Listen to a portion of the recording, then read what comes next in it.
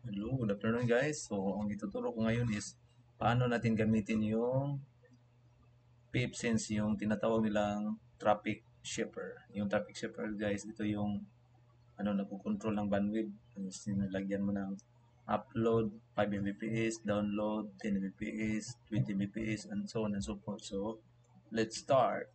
We log into PipSense.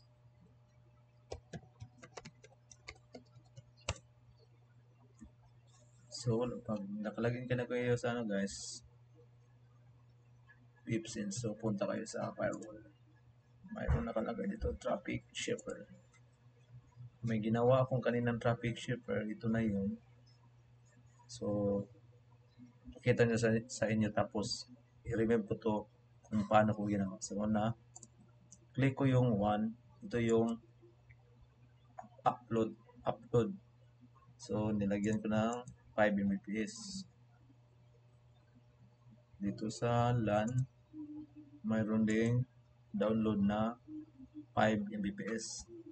So, try natin speed test kung tama ba yung speed test na makuha. 5 Mbps upload and download.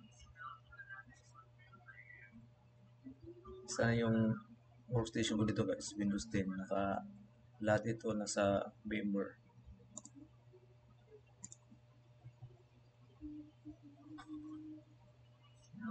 Medyo lang, lag kasi nasa VMware. Hindi yung masyadong malaki yung specs ng laptop ko. For demo purposes only.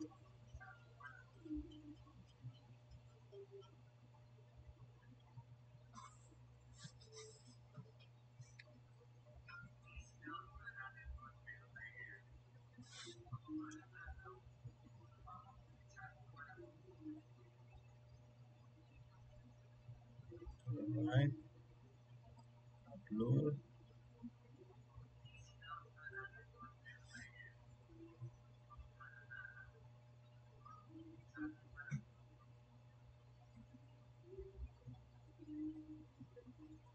Yun lang. So, try natin ulit.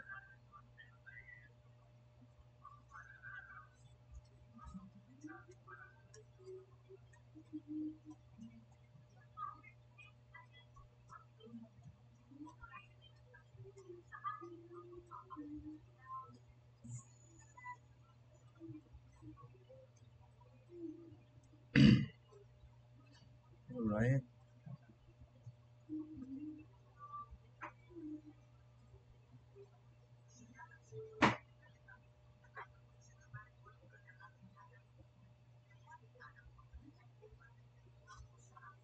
So, tama naman guys. Medyo yung download, upload hindi lang inabot ng 5 Mbps pero ano yan, okay na yan. So, tanggalin natin yung traffic shipper. So, dito sa remove natin yung shipper. So, test tayo ulit kung magkano yung bandwidth natin.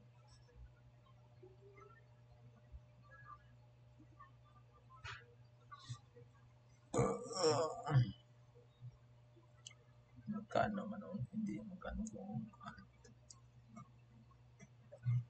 ito guys, hintayin na natin guys kita niyo yung change server na guys dito sa Mandawi guys. Okay, ngayon wala ng traffic shippers, tinanggal natin. So tingnan natin kung ilan yung speed test niya.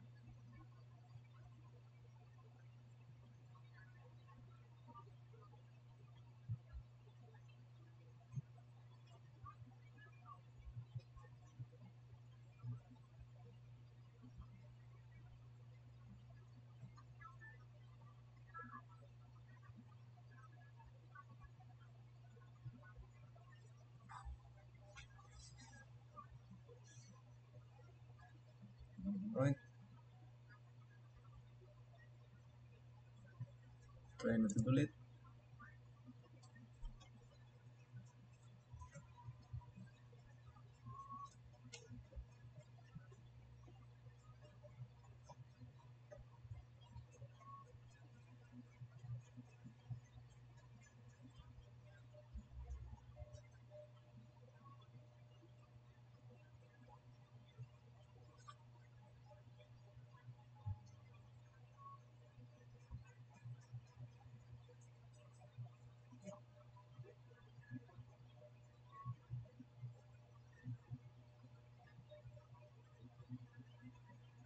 Okay, so tumaas na yung upload at saka download. So ngayon, mag-install tayo ng traffic shipper ulit.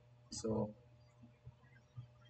from VipSense yung dashboard, tapos punta kayo sa firewall, traffic shipper, tapos dito sa may wizard. Hindi ko piplayin itong multiple kasi single lang yung ginawa nasa source ko. So dito tayo sa dedicated link. Click yan dito. 1. Click next. Dito leave as is lang. Nakalagay dito 5 upload Mbps. So gawin natin, let's say 2 Mbps lang. 2 Mbps yung download.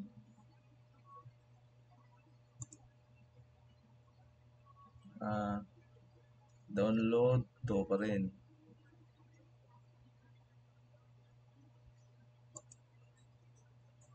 Okay. Dito sa voice over, wala tayong gagawin dyan. Next.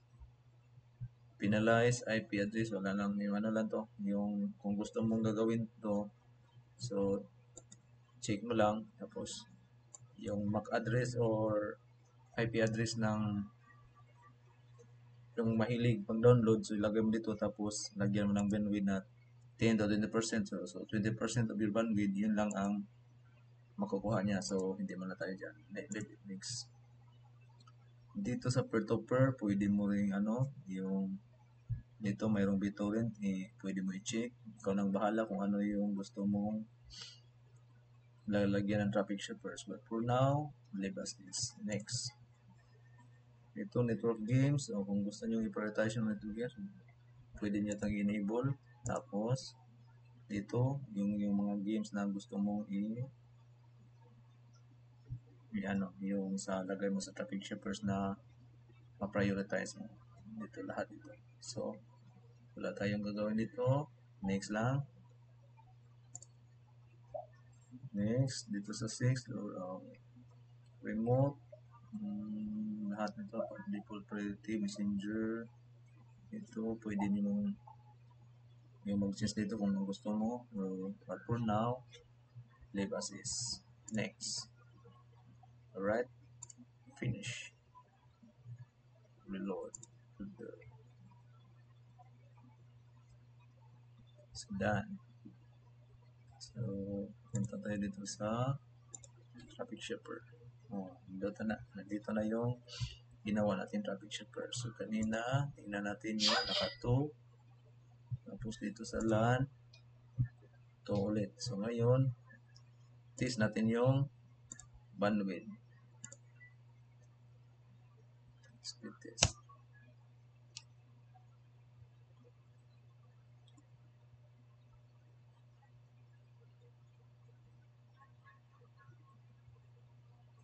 Go.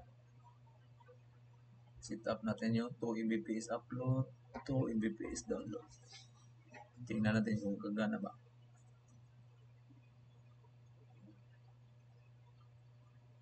Alright.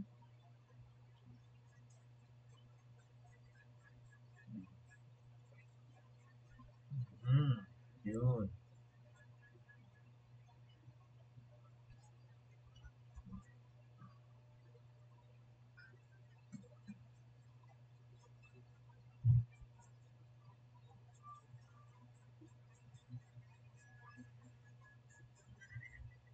Alright.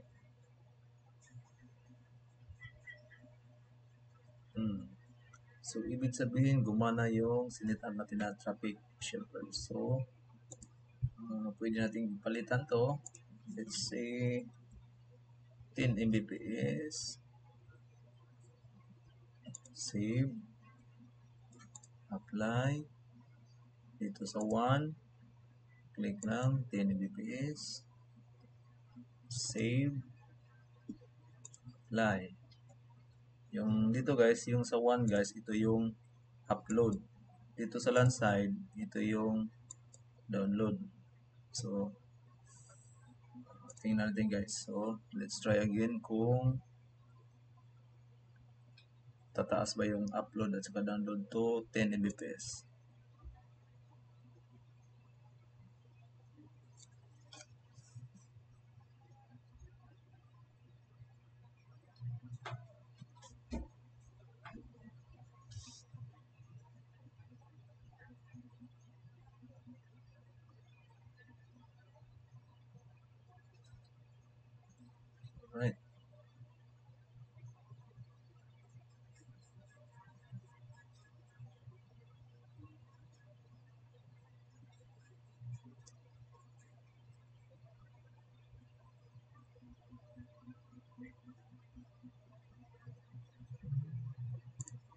Let's try again.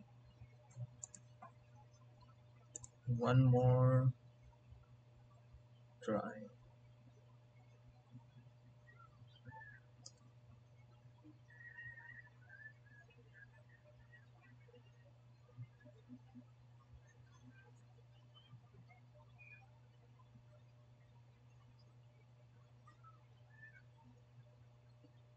Okay.